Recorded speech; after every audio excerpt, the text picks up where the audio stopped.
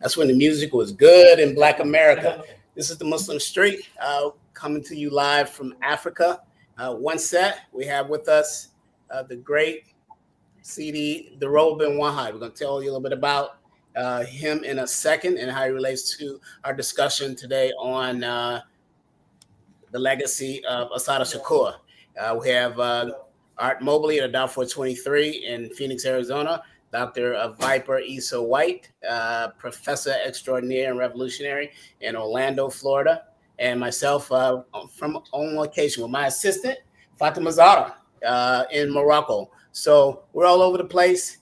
We have a very great discussion that's going to happen around a legacy that we can look forward. They have this term, once I was in Ghana back in the early 90s with the great Akbar Muhammad, called Sankofa, right? And the spirit of that was looking back to look ahead. And this is what we're going to be doing today. Dhoruba Bin-Wahad is our guest today. He's a former member of the Black Panther Party in New York City, founding member of the Black Liberation Army, late 1960s, early 70s.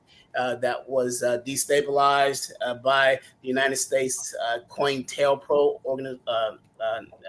organization within the FBI, also known as the Counterintelligence Program, that sought to defeat Black people, sought to disrupt Black organization, assassinate, jail their leaders, frame their leaders on all false charges. Dhoruba Bin-Wahad, former a member of what we call, or what they call, the Panther 21. He's going to be discussing a little bit about that and how Shakur's relationship to all of that. On a personal note, I consider Dhoruba Bin-Wahad one of my masters in terms of my political education. I met him on his release on false charges from the FBI and the Counterintelligence Program in the New York City Police Department in 1990 at DePaul University. I don't know, Dr. White, if you remember, there used to be a liberal, free newspaper that came out on a weekend called The Reader. And it had a lot of left stuff and a lot of progressive stuff. So one Friday on the way home, I picked it up and I was like, Dhoruba Bin-Wahad, I got to go see this, right? So I went up to you on that Saturday morning and I sat through his lecture. I was impressed. And I've been under his tutelage from near and far ever since. He's been one who has been able to offer me a critical analysis wherever I'm wrong. And it's good to have someone from the next generation who's fought the struggle that you can air ideology with, talk about strategy, structure, tactics, and he tell you, man, that stuff ain't working. You better get on something else and get back to them books. Or you're reading from the wrong period, he told me one time. So, so this is who we have here today, Dhoruba Bin-Wahad. Just want to kind of introduce you to the team here, the Muslim Street. We've been trying to get you on. We had some technical difficulties a few months ago. But essentially, I think that this issue with Assata Shakur has given us this opportunity, and you being in Ghana with our production engineer, the Lance Scurr Show, just kind of set this up. So having said that, welcome to the Muslim Street, Dhoruba Bin-Wahad. And one of the things I want to say before we allow Dhoruba to get going, one of the things that we failed in the generation, Dr. White and Brother Art, one of the things that we failed in the generation has come behind our revolutionary warrior scholars, has been able to support them as best that we can in terms of they graduating into the next phase of their life. We have to change that. So I want to let Dhoruba Bin-Wahad know. I had this brief conversation with him. I'm from Chicago, okay? So we're going to put our word on the Muslim Street to begin the focus on creating a fund for our aging revolutionaries. This is essential that we do this and not the government do this. I'm talking about the stanky government of the United States that has sought to undermine our leadership. It sought to assassinate our leadership. It sought to chase our leadership off into the beyond in exile, like they did Assata Shakur, right? So the last thing that I want to say on this point, because I don't want to forget this later, and we can start right here and bring you in, Brother Dhoruba, is that Barack Obama, during his second part of his tenure and his second administration, he hired Eric Holder to be the top cop, Attorney General. They immediately put Assata Shakur at the top of the FBI's most wanted list, doubled down on the bounty on her head, and very slick fashion, he made one of his last presentations, his speeches, down in Havana Square with Che Guevara in the background. And I told people that he was going down there looking for Assata. And the reason I say that is when they move a president of the United States, not only do they move that big old car on Air Force One, they moved the CIA and the Secret Service in 2 weeks before, knocking on doors, tapping cell phones, and looking underground, trying to, in a quote unquote security environment. And they were down there trying to find Assata Shakur, but they couldn't find her revolutionary self. That was a win for the Black liberation struggle, and we have to acknowledge where we are defeated, but also we have to call it out very loud on our small victories along this way toward our struggle and our eventual liberation. So I want to start out with the questions to start out, and then invite my colleagues in, Art and Dr. White. Can you tell us a little about the formation of the Black Liberation Army and what it meant at that point, Dhoruba, in our struggle, the late 1960s, early 70s, to the Black liberation struggle? Well, first of all, thanks, Malik. I just want to thank you and the comrade here. He's up in his redoubt in the mountains. I don't want to call it like a Bavarian redoubt. that brings to mind a certain historical figure that we don't want to identify with. But thanks a lot, comrade brother. And I'm glad to be on with the two comrades, Doctor here, Dr. White, other brother, and especially around this issue of passing. I think it brings to mind the geopolitical moment that we're living in. I think everybody could agree with that. We're living in a very historical moment when the architecture that was created in 1945 by the victors of World War II, the architecture, the economic architecture, the global economic architecture, the IMF, the World Bank,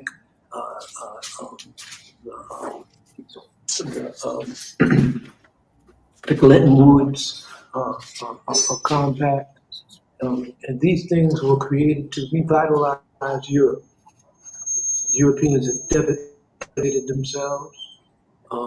They once again had destroyed their own economy in fratricidal wars after World War I, World War II. They created the United Nations.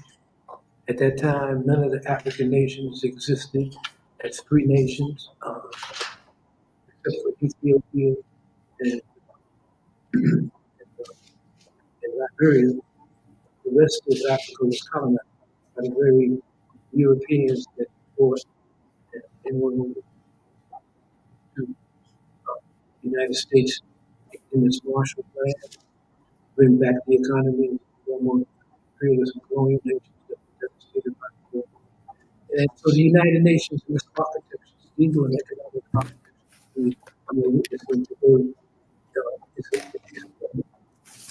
and it's being torn apart. It's being torn apart, ironically, by a European settler state designed the state of Israel. It's tearing apart the whole false notion of legal of trade, of equitable trade between nations. It's tearing up the architecture that has supported the exploitation of African resources. So now this whole thing is changing. And so when Assata, passed, may Allah be pleased with her. When Assata passed, one of the foremost issues that came up was the fact that she passed away free in Cuba. You see, why Cuba? Why was Cuba the only nation or the seeming or the only nation immediately available for Assata to seek refuge and support and protection? Why Cuba?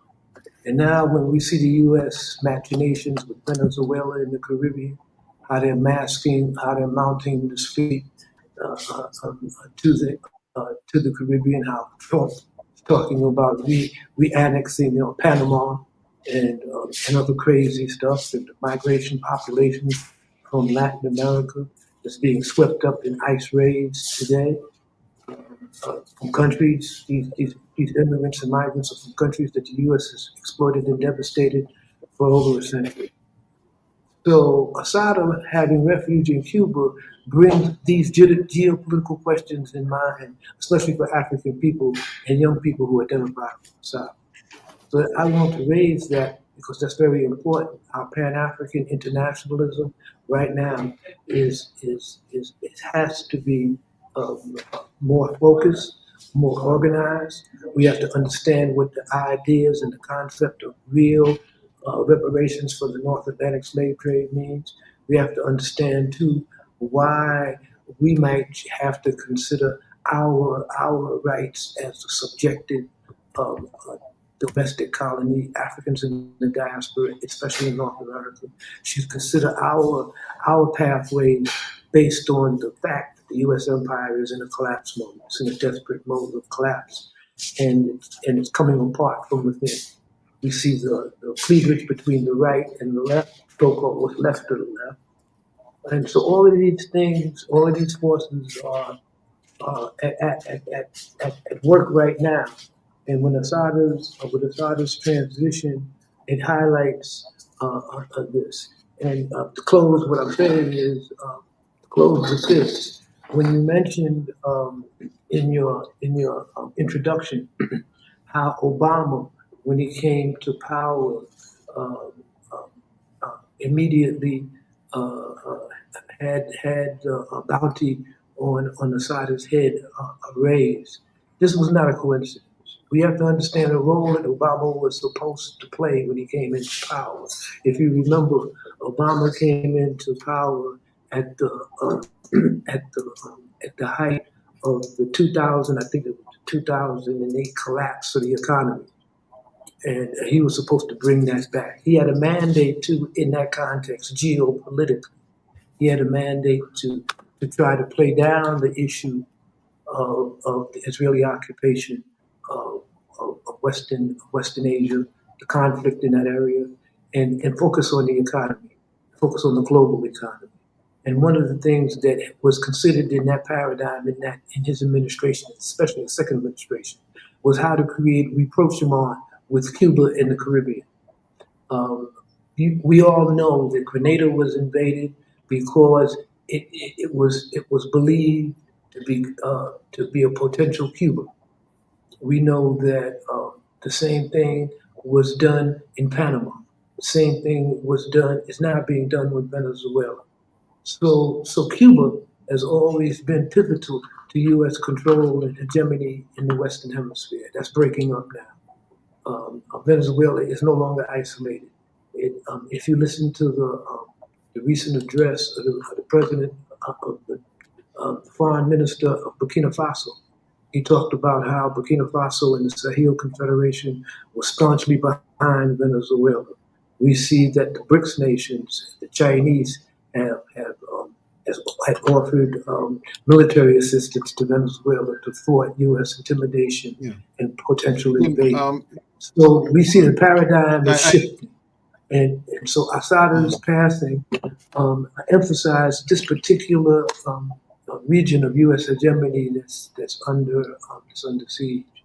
So you know, finally, Obama was under the pressure of law enforcement, national associations of lawyers and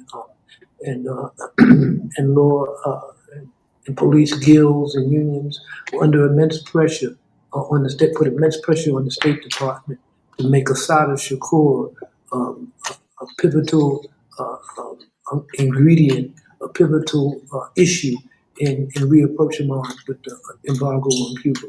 So that's one of the reasons why the $2 million was bounty put on her head, was to appease law enforcement, militarized law enforcement in the U.S. and federal government, who viewed Assata's escape and exile as a mortal slap in the face, as a stain that was unbearable, and so they put that pressure on Obama. Brother Bin-Wahad, the overreach Thank you. of the U.S. government. I can't really hear you. Could you? Yeah, it's going to get a little feedback though. So go ahead. Can you hear me on this end? Can you hear me now? Yeah, Okay, great. go ahead. She killed our night. Brother Bin-Wahad, I appreciate I'm honored by your presence and appreciate, you being with us in this particular program. But I wanted to ask the overreach of the U.S. government, the Western governments to attack the Black liberation movements, the Panthers included, is been largely, in retrospect, viewed as being highly unnecessary.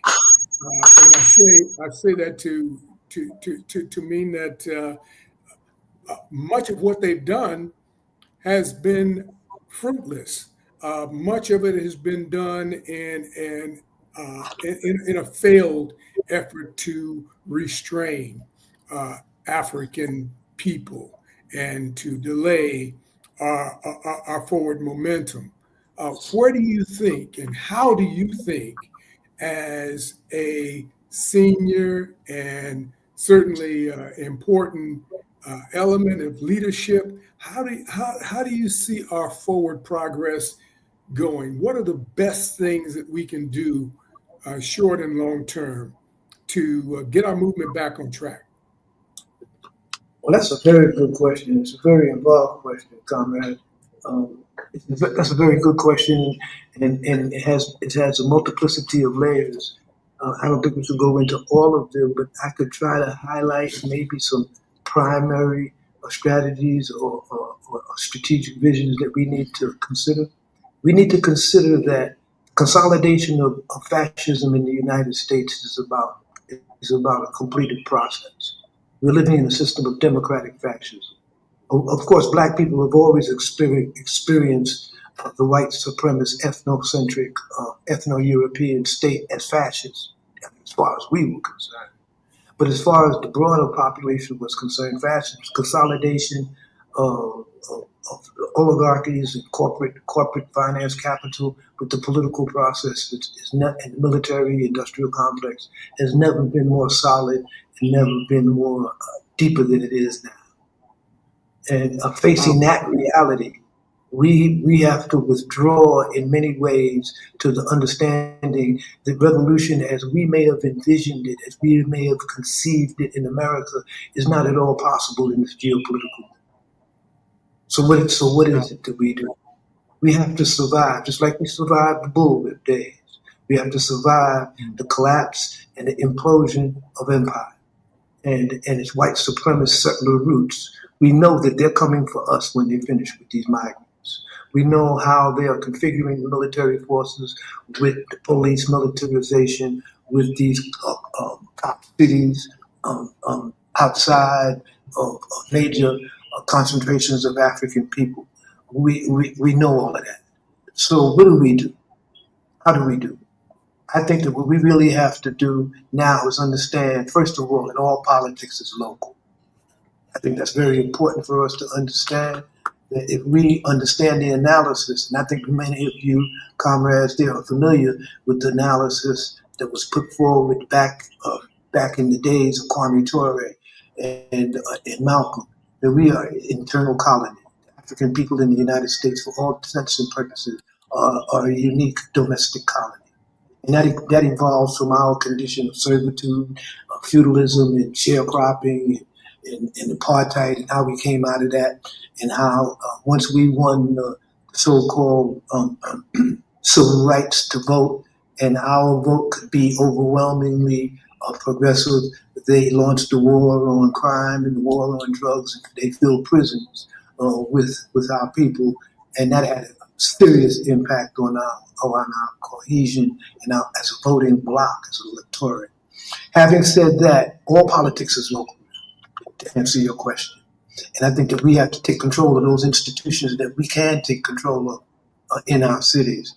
I know both of you know that we have more black elected officials now in high office, in mayor's offices, in governor's offices than we ever had in our history. But we have no political power. We have no political influence. Go In ahead. fact, Can I I'm dive sorry. in? Yeah, one of the things I want to thank you for being on our show, and it's indeed my pleasure. As a historian, I'd like for us to know a little bit more about the Panther 21 and their connection to the Black Liberation Army, because many of our people most recently learned a little bit about Fred Hampton because of the movie, and they know a little bit about Malcolm X because of the movie, but they don't know much about the Panther 21, whereby in 1969, they were raided. They were charged with 200 charges, counts of conspiracy of terror against New York, police stations, murdering police, bombing of public buildings, and that New York spent more money on this trial than any other trial in their history until recently. So we'd like to have you talk a little bit about that as to what it meant, all right, and how it lays the foundation to where we are now in our fight against not only white supremacy, but a capitalist system that is designed to exploit the working class and the black underclass. Very good question. Thank you, Dr. White. I appreciate that. Um, I think that, well, Panther 21 case, to put it in a little context, okay? The Panther 21 case was concocted by the Bureau of Special Services, or the NYPD. They were the political arm or the political hit team of the New York City Police Department. They were charged with all manner of affairs, from diplomatic security to foreign diplomats and visitors, to infiltrating and monitoring leftist organizations in New York. Now, unbeknownst to them, or kind of like unbeknownst to them, the government also had its counterintelligence programs, infiltration into the Black liberation struggle and the Black Power movement, and especially into the Black Panther Party and after its inception as it spread. This infiltration led to agent provocateurs being in leadership positions and in some cases security positions. If you followed the case of the Panther 21, you know that one of the leading undercover agents was Gene Roberts. Gene Roberts had also infiltrated the security apparatus of Malcolm X. In fact, he was giving Malcolm X mouth-to-mouth resuscitation in the Oil Barn Ballroom when he was assassinated. That's Gene Roberts. And Gene Roberts found his way into the Black Panther Party security section in Harlem. And that was because one of the Panthers that he grew up with, one of the members of the Panther 21 that he grew up with, I knew him since since they both, grew up and went to school together, and he vouched for him. He stood and vouched for his integrity and his, and everything. So he was able to infiltrate the Black Panther Party's security section. And after that infiltration, there was another infiltration too, the one that recently the Malcolm X family and the attorney Crump outed as who left his story behind to his nephew. He was another one that had infiltrated the party. And so with these infiltrations, the New York City Police Department had access to the Black Panther Party's Harlem office its Bronx office, and some of the activities we were involved in, namely supporting the Ellesmere tenants in the South Bronx, working with the tennis movement in New York, the Black Teachers Associations in Oceans Hill, Brownsville. So the Black Panther Party at that time was heavily involved in a lot of these grassroots activities, and also in organizing for a referendum for to put the police, the New York City Police Department, under the auspices of a community control, not a complaint review board, community control. And so these were the areas that the Black Panther parties were heavily involved in. So with the infiltration of the Harlem branch, mainly the Harlem branch security apparatus by these agents, they were able to manufacture these charges that you just read, over 200 charges, absurd charges that we were going to destroy the botanical gardens, and we were going to blow up Abercrombie and Finch, and all of these absurd charges. They were all charges that were trumped up by these agents who had infiltrated the party and who had translated the security sections, a training regimen, into a conspiracy to commit these acts of public terrorism and wanton destruction of property. So that's how the indictment matured. But what happened is that when the Panther 21 were, I'm sorry, I was going to conclude, but so what happened when we were captured on April 1st, I believe, 1969, when they raided our houses, when they raided our locations, and they snatched us, there was already a secret indictment against the Black Panther Party, against the Panther 21. Now, out of the 21 members of the Black Panther Party, only 13 stood trial. Okay, the rest, for various reasons, were either too ill to stand trial, too young to be indicted, and tried as adults, or were fugitives, like Michael Setoweyo Tabor and others, and Sekou Odinka. So there was only 13 members put on trial.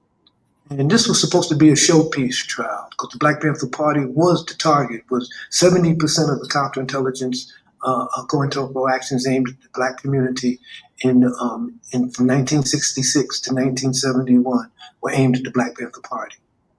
And that's very important to understand, so we could put the context of Fred Hampton's assassination in that. When Fred Hampton was about to become a member of the Central Committee of the Black Panther Party, he was assassinated. And the process of getting him into that position meant that the Black Panther Party had to undergo serious internal struggles around democratizing the Central Committee of the Black Panther Party. And the FBI was aware of this process. Well, and they were aware that most of the leaders in the chapter... So you're talking about political... We're talking about a political aggression against the Black liberation movement, right? Absolutely. And this is very, very important because so very often our people forget that the United States has waged war against the Black political movement, and that now we have literally thousands of freedom fighters that's in jail. They're political prisoners. You know, and I'd like for you to talk. I like to just pause on that point. I like to emphasize that point that you just made, Dr. White. I think we should. This is very important to understand because this is where I premise a lot of stuff that when I talk about how the Panther Party moved to the right.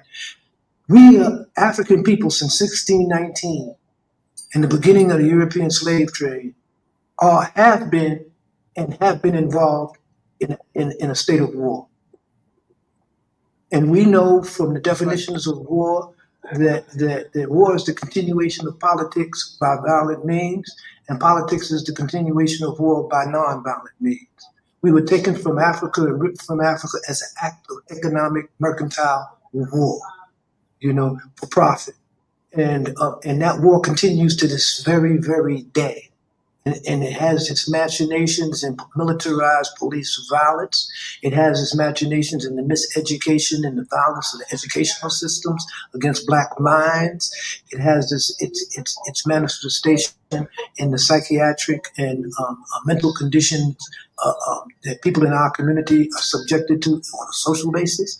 So we are at war, and I think I wanted to emphasize that, Dr. White, that everything that you say from that point on indicates that this war is ongoing and is heating up again. And we've been through various phases of this war in our development as a people, but we have never been at this stage where we are at right now at this particular time, which is very, very crucial for us to try to understand, Dr. White. Brother Bin-Wahad, I know that Yes. your points regarding us being at war are critical, and young people and the generation that's following us don't gather the full scope of what the Black Panthers meant, as well as the contemporary context with people like Assata Shakur and what they meant. They were really victimized by a system of war that was imposed on us, not the other way around. We were always characterized as being these revolutionary elements that were attempting to overthrow or to usurp and rob and do all kinds of criminal activities against the state, when those were usually, in 99%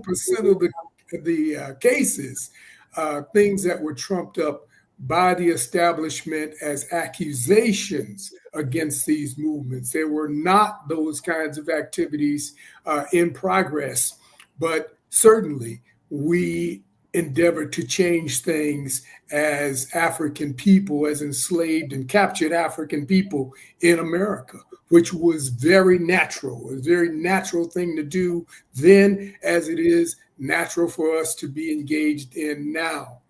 But this is the Muslim Street, and I wanted to just throw that in, make sure that we've got our listening audience tuned in and responsive to what they're listening to, and know that we have a live program every Sunday, and we'll make sure that you're comfortable with the adjustment of the time so that you know how you can engage and be involved. One of the things that I'd like to just take a slight turn here in the program is to turn back to what's going on in Africa right now, because they have something in Africa called liberation zones.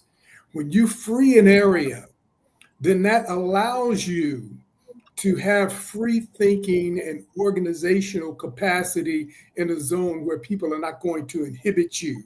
They're not going to be able to get to your leaders. They're not going to be able to threaten the families of the leaders successfully, because we are a mass movement. We will move as a mass where we can, and we are unstoppable force when we do that. We don't have the privilege, and never have had the privilege in a slave society, an unarmed society as we are in America, to promote liberation zones or to have zones of liberation or free thinking zones. So, brother, I'm here in Arizona, where H. Rap Brown is imprisoned and not too far away, and is almost completely inaccessible to anybody but his immediate family.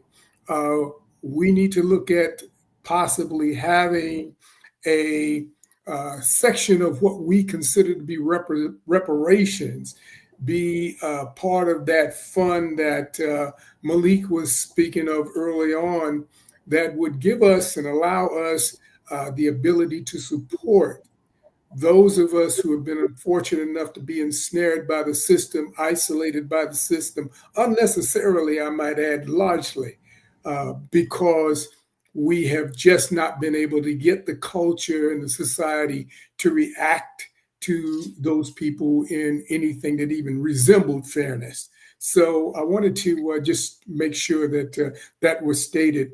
But how functional can our revolution be in America? How functionally can we proceed? given what you've said today? Well, I think these are the best of times and these are the worst of times.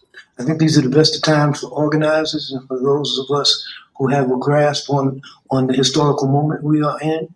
Just for us to get off of these cell phones and get into people's spaces and talk people face to face and build a type of networks and community apparatus that will help us survive the onslaught of right wing racism that's going to be pointed at us. And that's what I meant by all politics is local.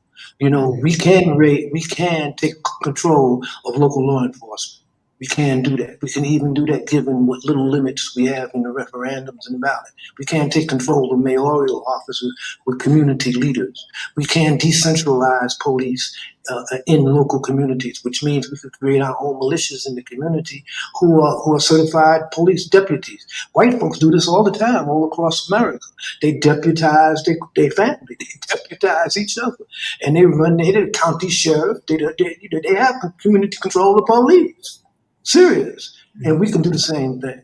We also have to enlist other areas of black community, whether it's the religious and area. And this is where Muslims, with our politics, with our hegemony globally, where we have a ummah, we have to play a critical role in this aspect. We have to urge the legal. We have to put pressure on the legal system by getting the police unions decertified, by going into federal court to decertify the police unions because they're not workers. They shouldn't enjoy workers' rights. They're armed agents of the state. And so therefore there should be a whole classification for them that decertifies them and removes these protections that they have as armed agents of the state. That's an initiative that we don't have to win in court. We only have to win in the arena of public opinion, that people could then understand the real role of law enforcement. The same thing goes with decertifying these other foundations and institutions that exercise political control in our community under the guise of social welfare or whatever. That's a struggle on one level. But your point was the liberated zones. Now we know liberated zones come from armed decolonization movements, like the movements in Angola and Mozambique throughout the decolonization period at the height of the Cold War. A liberated zone was where the revolutionary forces, the nationalist forces, had created a territory in which they exercised relatively complete control. And they were able to have farmers or whatever work for them. Of course, the classic example of that would be the NLF and the Viet Cong in the Vietnam War. That's where these ideas come from. Now, how does that liberated zone work for us here in the United States? And I think that one of the things that we really have to begin to think about is when I said that all politics is local, we can create liberated zones right in the urban areas where we are the majority, where we control the municipal apparatus. You see, we can do that, and we could see the current confrontations between ICE and so-called local law enforcement, how the enemy is trying to move around that by nationalizing the National Guard, inserting them into black communities, and beating down the local black elected officials to kowtow to this National Guard intervention. They know that all politics is local and that we could take control of these cities where we are at. And look at the cities he's going into. Chocolate City. We know DC is called Chocolate City for a reason. It's not called Chocolate City because they make chocolate. You see, it's a predominantly black community, but it happens to be the capital of the United States. So what I'm saying, we can create liberated zones. One of the things I'm sorry. one of the things I want to bring up, Brother Wahed, and I think what you said is very, very timely.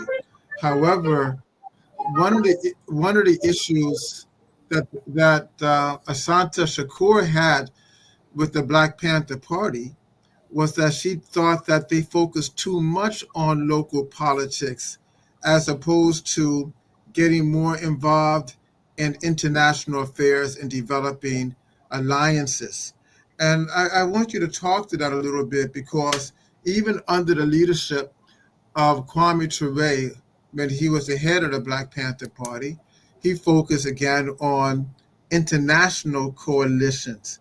Then we see that also with the Uhuru movement, with Amali Yeshitela. He focuses on global and international coalitions, and even Jeff Ford with the L. Wilkins at one time. So is it really that we have to focus fully on local politics, or should we branch out? Because right now, I don't see our movements working closely with anyone from BRICS. And we know that Well, BRICS is the new internationally. yeah, I agree. I agree. But one thing I think you should consider.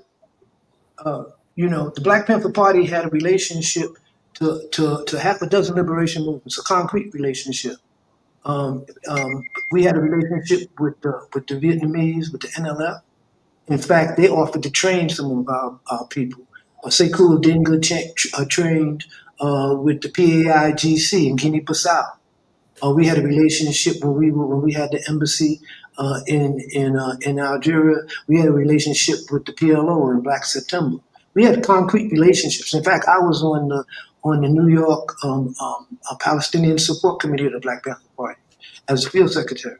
And so the Black Power movement and Kwame Ture and initially the Black Panther Party always had a Pan-African anti-imperialist international view.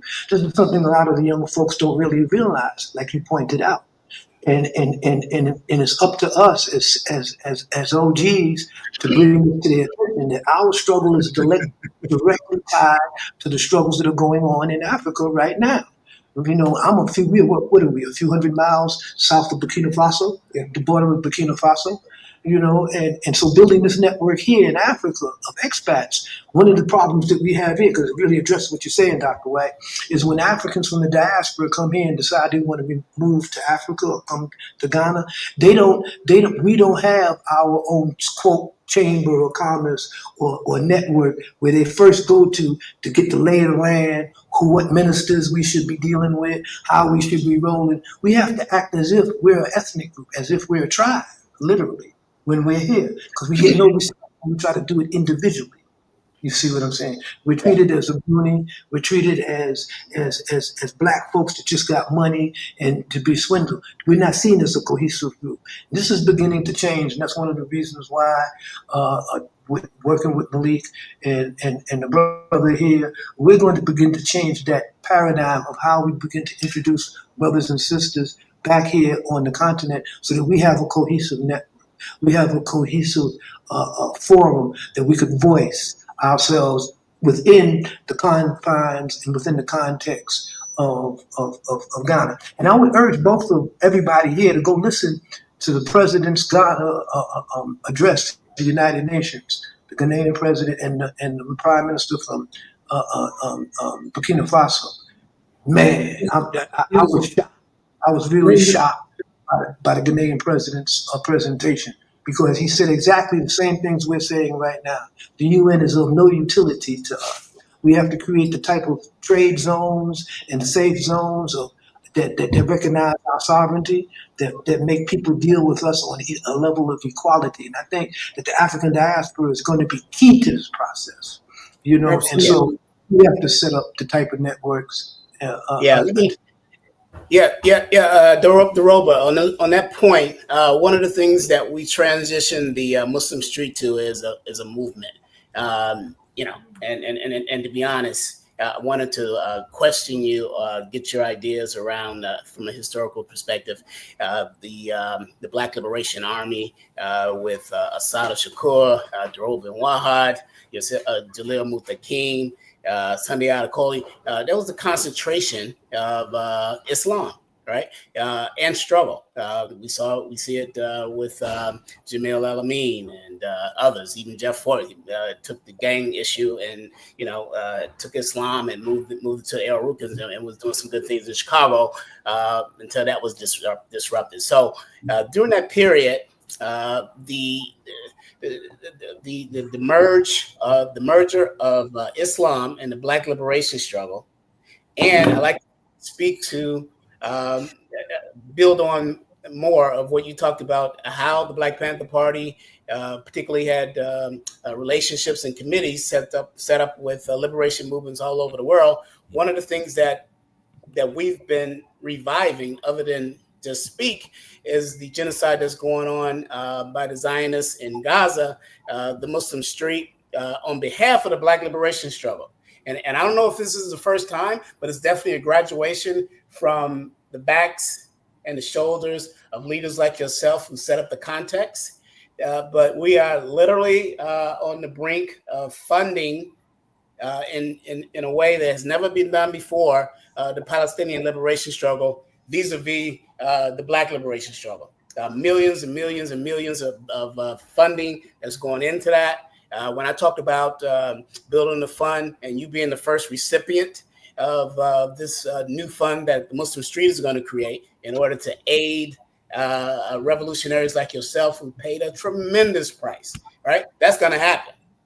So I want you to kind of talk about this marriage that's taking place from the Muslim Street and the Black liberation struggle in terms of millions of dollars being funneled to the Palestinian movement, and what that means in terms of Pan-African, Pan-Arab struggle, and as we move forward. Yeah, that's excellent. That's excellent. Let me say this.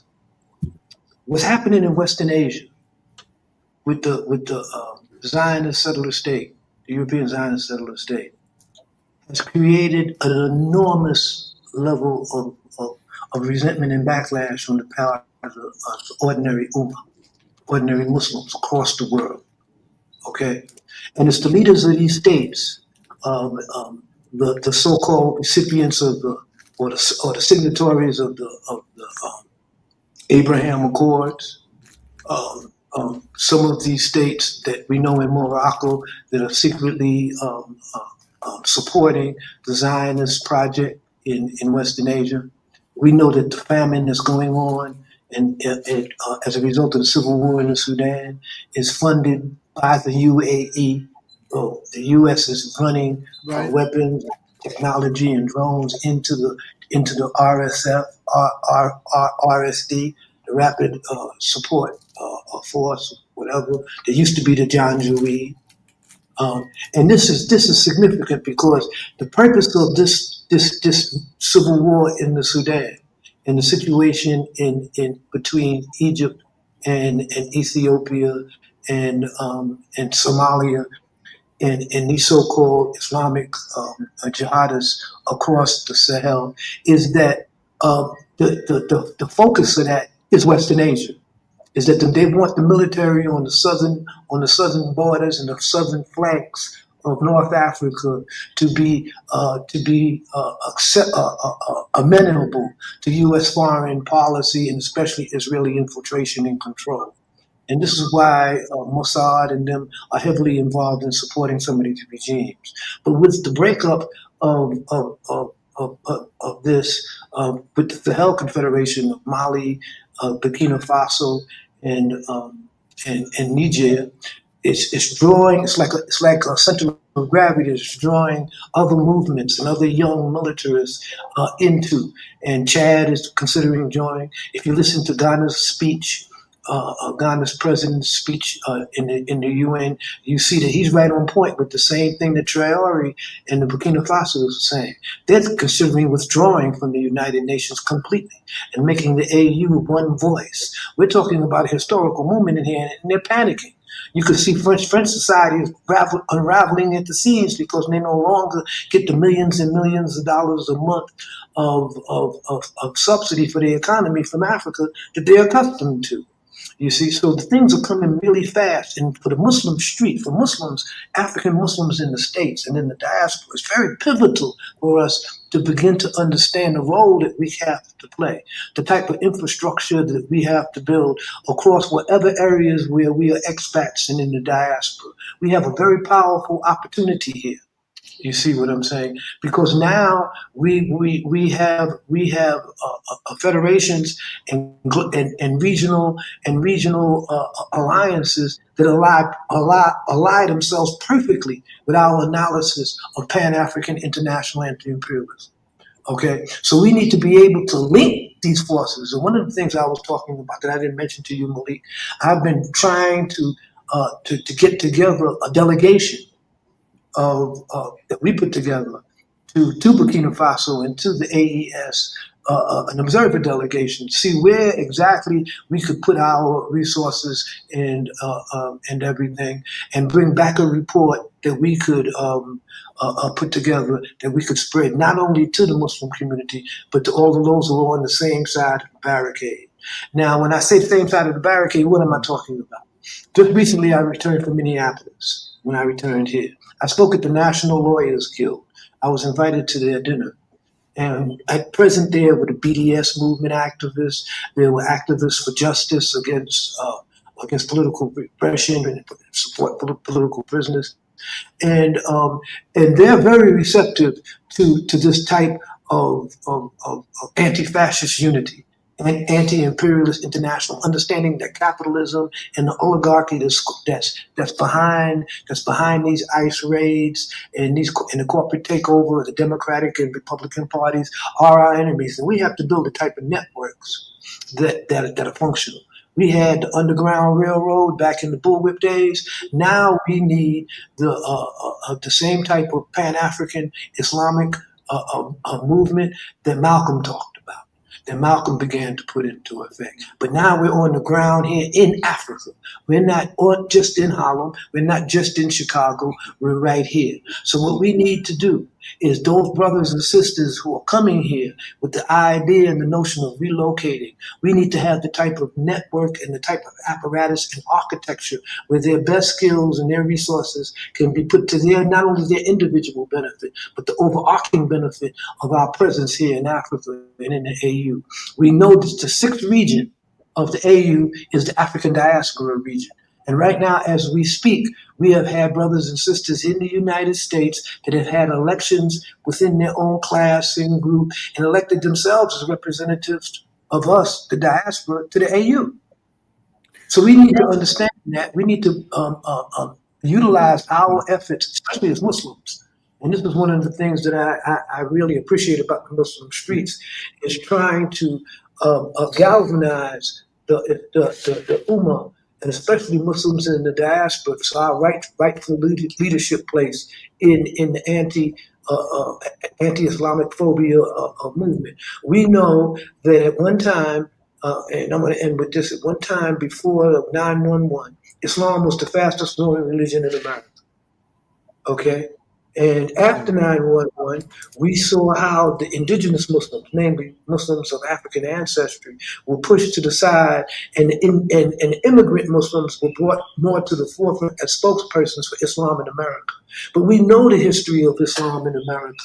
We know how Shirk and the NOI and the nation sucked up the atmosphere of the understanding of what Islam was. We know what they were. We know the secular or the messianic nature of certain religious movements. Now that we are at the level of maturity that we are at, now we're discussing the geopolitics of Islam and how Islam is under attack. And we have to look at the major forces that are in the forefront of this resistance. Who are in the forefront of this resistance? Ansarullah in the Yemen, Iran, Shia in Iran, and these other Muslim groups who are on the side of the anti-Zionist, anti-imperialist arc of resistance.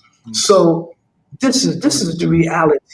And we have to take our place in this. And this is one of the reasons why I think that right here, right now, in Africa is a perfect time for us to build the type of resources, to build the type of network where we can begin to have an effect. First in academia, because right here at the University of Legon, we have AARP professors. I'm going to conclude. I just want to say that the move of Muslims,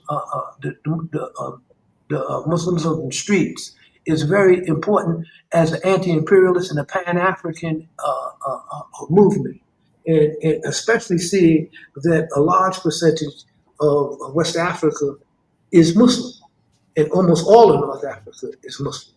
and half and a quarter of East Africa. So we have a fertile field in which to organize and plant ourselves right now, and it's very important that we do so. Yeah. I Absolutely. want to go back. I want to go back to the Sudan. I think what you stated in the Sudan is on point and timely. But I'm one of those Muslims that I'm hot as a firecracker with the United Arab Emirates as well Mm-hmm. as with Saudi Arabia Mm-hmm. because of their proxy war in the Sudan that has cost the lives of so many of our brothers and sisters who are Black and African in that area. The question is, though, what do the UAE and Saudi Arabia uh, get? How do they get? How are they benefit? What do they benefit in staging this conflict with each other on two sides that's destroying really a legitimate people and government and while being backed, both sides are being backed by the United States. What do they get out of it? Well, I think we have to really go into history of these governments. Almost all of these governments are clans. The head of the UAE, the princes and the kings in Saudi Arabia, they're all clans. Same thing in Jordan.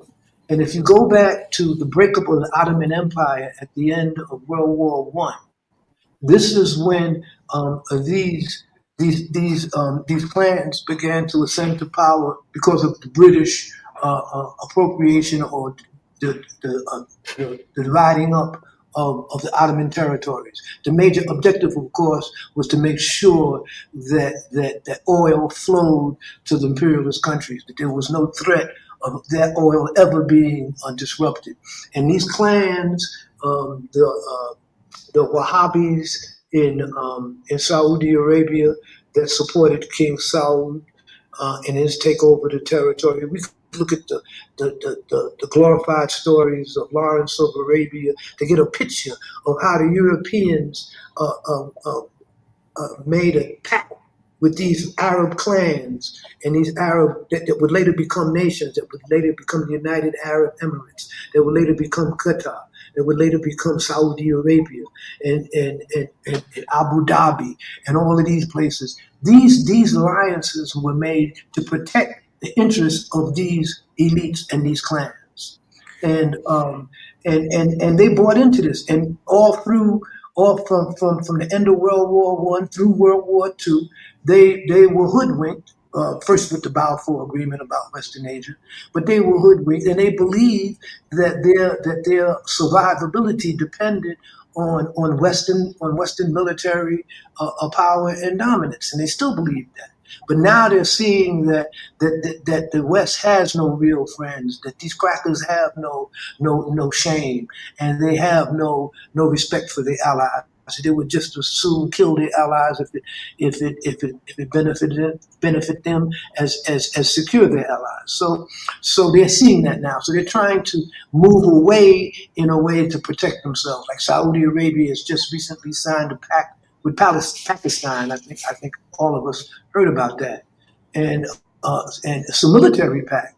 And it's a military pact that says that an attack on one is an attack on the other. And Pakistan is a nuclear power, a Muslim state, and it's part of BRICS. And so that means that Saudi Arabia, who does not have nuclear weapons yet, and who talked about getting them if Iran uh, uh, um, um, pursued this, or that they felt they needed it to protect themselves from Iran. Well, we know that since the 12-day war and before, that Iran and Saudi Arabia were reaching a rapprochement outside of the U.S.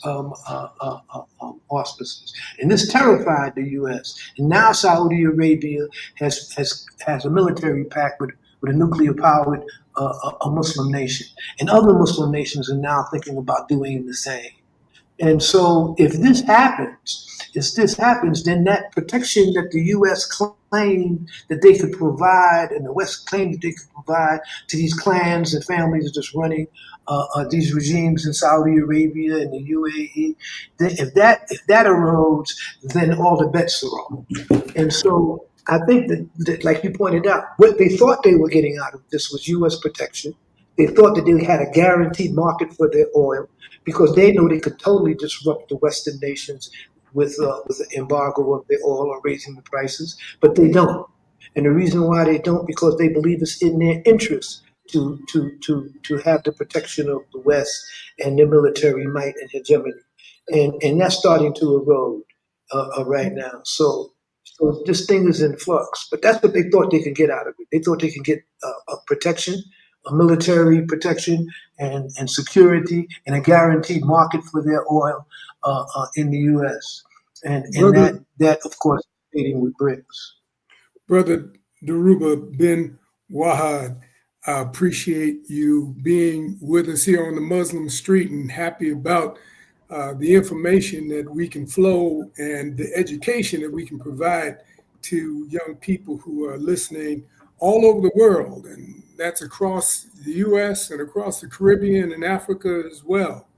We do have to find strong ways to get together and find cohesion, as we always have. Islam has been a force in Africa since Africa's been in existence. And Africans and people from the Islamic faith, which was born in Africa, have been closely aligned ever since. We are still very closely aligned in our principal outlooks and values. So I don't think that that's our problem. I think our problem will be to continue to educate young people in understanding that our strength is always going to be together. John Mahama, the president of Ghana, and his speech, as you mentioned, was electrifying at the United Nations. It was reminiscent of Sankara and also in Nkrumah, and that we are back to a point in Africa where unification of much of the continent is visible. It's a viable idea, and that's something that we promote here on the Muslim Street as well. We're talking about cohesion and we're talking about unity from Africa that will extend, therefore, throughout the rest of the diaspora, what we call a diaspora, and the rest of the Black communities around the world. We really do have to emphasize that that is how we will win a better position for African people internationally as we move against white supremacy and all of its elements in the West who are behind, particularly those things that Dr. White was asking about just a moment ago. If they don't have countries in what they call the Middle East or Western Asia, which I like to call Eastern Africa, uh, if they don't have countries that they can adhere to and manipulate, they will invent them. They will invent countries like Kuwait and Qatar and the UAE. You know, they'll go out and pour some sand in the water to expand and just make a new country. You know, that's essentially what some of these countries are, subdividing, and they use them as proxies, but never fall for the idea that these countries are independent and they act independently and they think independently. They are agents of Western ideas, they're agents of white supremacy, and they are proxies, whether they're against Sudan and they're funding the RAF or rapid support forces in Sudan, or they're promoting the IDF in Palestine. They are agents of white supremacy and agents of the West, and we can't allow our people to be miseducated otherwise. I agree with you, Brother Arthur. Absolutely. And we see this taking place not only in the Africa and in North America, but also in the Caribbean and Central America and South America. We have a very large Muslim community in Guyana. Trinidad is one of the strongest and one of the most vibrant. Jamaica, even Cuba, and throughout the Caribbean. But the liberation elements that's taking place is sparkled with the elements coming from the Black liberation movement. That is, I call it liberation Islam.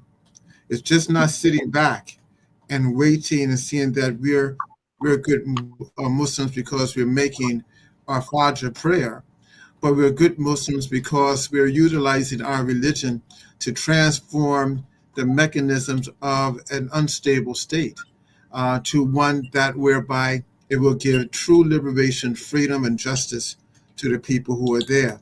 And keep in mind that the racist regimes within North America and the West, and even in some of the areas of our own continent of Africa, they don't want liberation Islam. They want an Islam that is pacified, that whereby you lock yourself into the Quran without movement, in the same way that many African Americans had locked themselves into the Bible without movement. So it becomes a religion of being stagnated. But your work is right on, and the work that Brother Wahed has brought forth to help lead this charge is second to none. Absolutely. Yeah, so I like to two things. I like to have Brother Dhoruba give a final word, and then we have some wrap up notes that are very important vis-a-vis our struggle and also of the health of the Muslim street. So Dhoruba, take as much time as you want.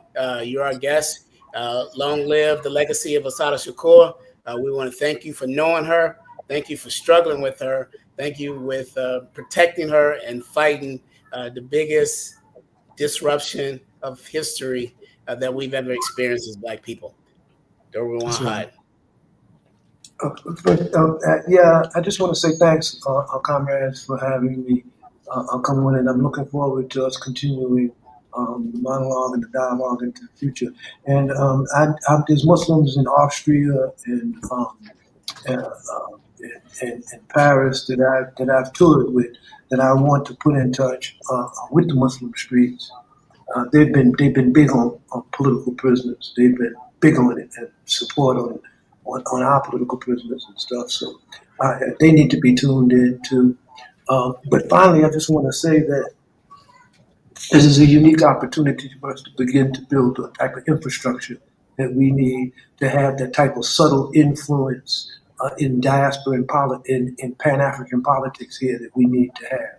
You know, we are in a unique position where there are favorable forces now that before would that were working with the enemy. Now they're on our side of the barricades, and we need to reach out to them. We need to establish liaisons and functional relationships with them. Solidarity now has to go back to the way it was in the 60s when we were allied with the Chinese, when we went to China, when we went to North Korea, when we were greeted as ambassadors of the Black Liberation Movement in these countries by Zhou Enlai. I met with Huey P. Newton. So we were at that level, and I think history never repeats itself, but it rhymes. Right now, the African Union is rethinking its relationship to the economy that is of neo-imperial, of neo-colonialism and globalization. They're rethinking their relationships to the IMF and to the institutions of the West that has held Africa in thrall. And we from the African diaspora, we too have to protect ourselves and our communities from this collapsing empire, while at the same time linking with the struggles of the people of Africa that will empower us and give us extra leverage when we speak nationally or internationally. So I think that a lot of work is ahead of us, but inshallah, if we maximize our what we have in order to get what we want, we will be good. But I just want to end with that by saying that maybe by the next time we speak, there'll be a full-blown war in Western Asia and parts of East Africa. I'm anticipating this before December. That's how desperate the Zionists are. And so that's going to plunge us into a different paradigm of urgency. So we don't have much time, and I think that we need to get busy on the down low and overtly, not only to educate our younger generation, but to build a type of a network that could protect us and that could keep our voice loud and clear uh, on this continent.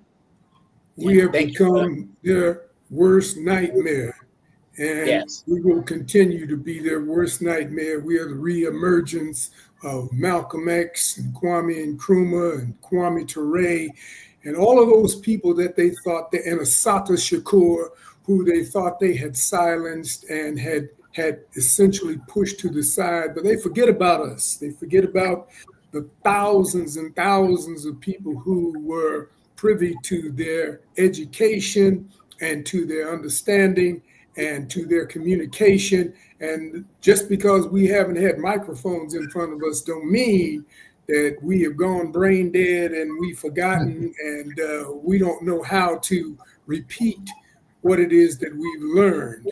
So Africa is extremely important. We again have to use the Muslim street, and we have to expand on ideas like this because we're now in an information age that has gone viral, and we've got many, many outlets and ways to make sure that the channels stay open. The monetary systems of the West are basically centered in Europe. That's the old central banking system. And now we have BRICS, which is creating a separate system of banking and economic influence. And together with the growing power of what is going on the African continent, the resource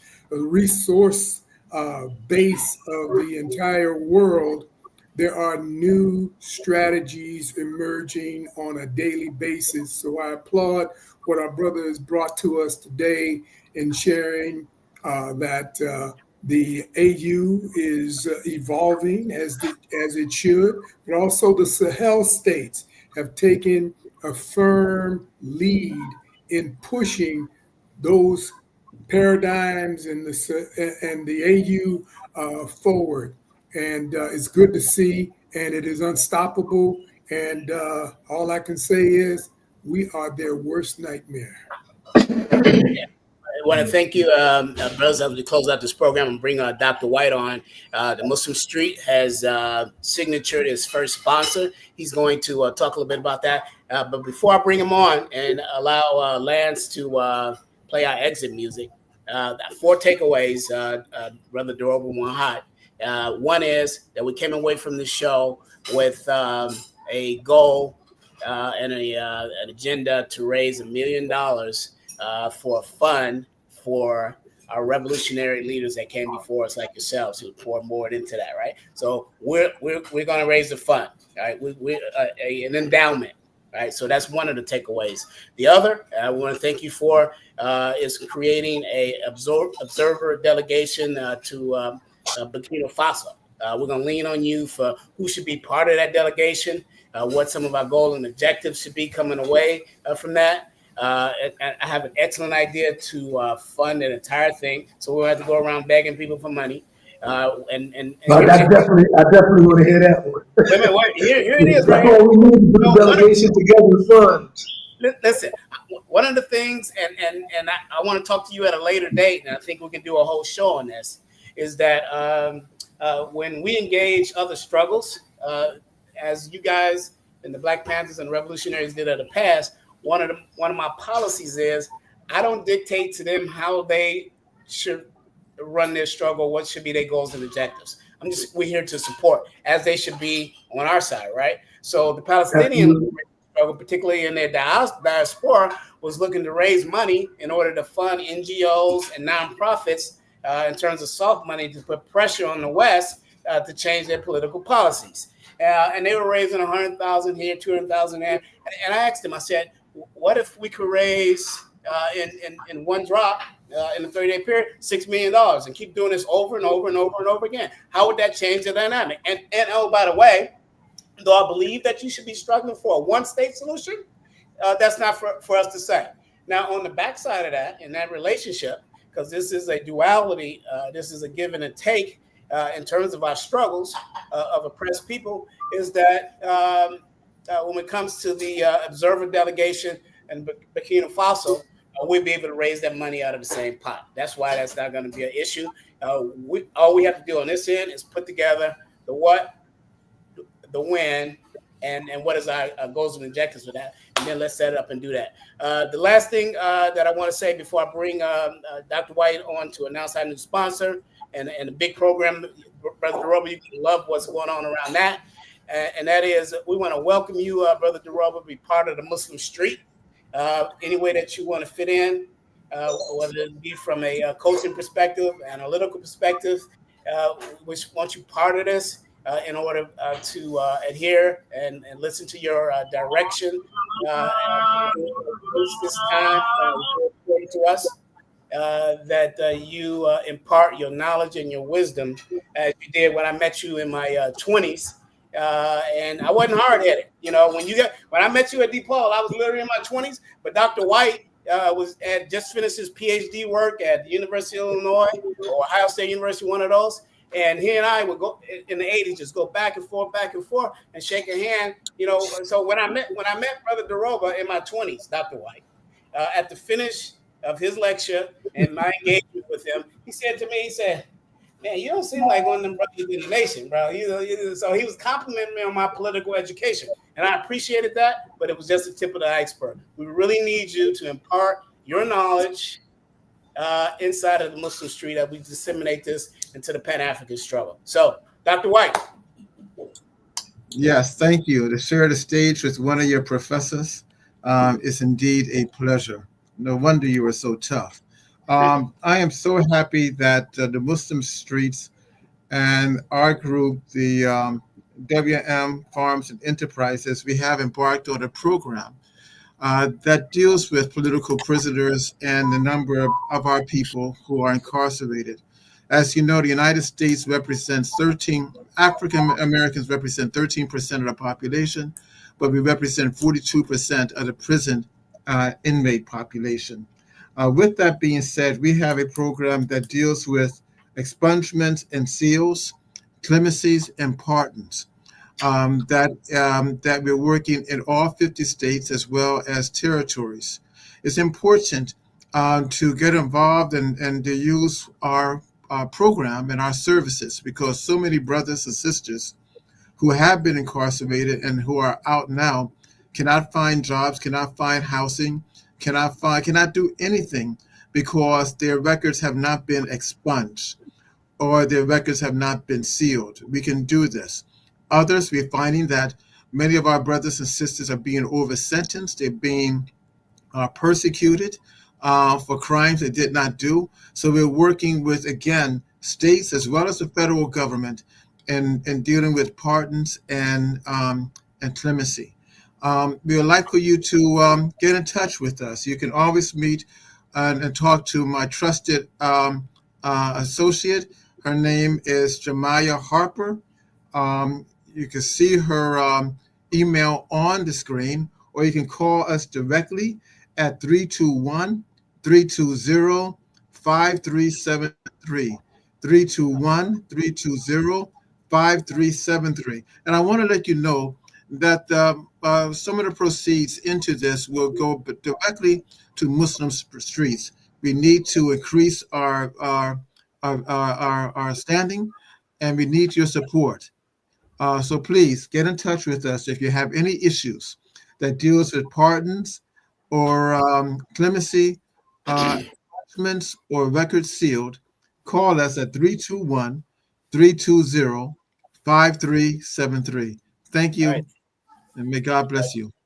Yeah, thanks a lot, Dr. White. As we close out the program, this is in Muslim Street, coming to you from our trusted engineer and production team, the Lance Scurv Show from Accra, Ghana. We want to thank our guest, Dhoruba Bin-Wahad, for giving us context on the legacy of our struggle and the legacy of Assata Shakur. Again, we're broadcasting the next couple of shows from the African Maghreb. I'm here with my assistant for today, Fatima Zahra, Dr. White, who would like to do her advanced studies in Florida. She's just, I guess we would kind of classify as an 8th grader here, but they got a different kind of setup. But as she looks forward to her college years, Fatima Zahra, say hello to the Muslim Street. Yeah, so this is what we're doing. Big things to come, Dhoruba. I told you I'm from Chicago. Yeah, man. You know how, man. You know Chicago's the biggest country town in country boys in the tip of Switch, Georgia. So you know, I'm always joking. All right, Brother Lance. I'm from Harlem, man. I'm from New York, man. You know I can't let you get away. All right, again, Lance, thanks a lot, and take us on out. Yeah, we need to get down before it gets dark, because that road is bad. All right, Brother Lance. All right. Yes. Thank you so much. I really enjoyed this. This is the first of many. So anyway, we're gonna sign off. And brilliant display, brilliant show, historic. Thank you. Thank you. Assalamu alaikum.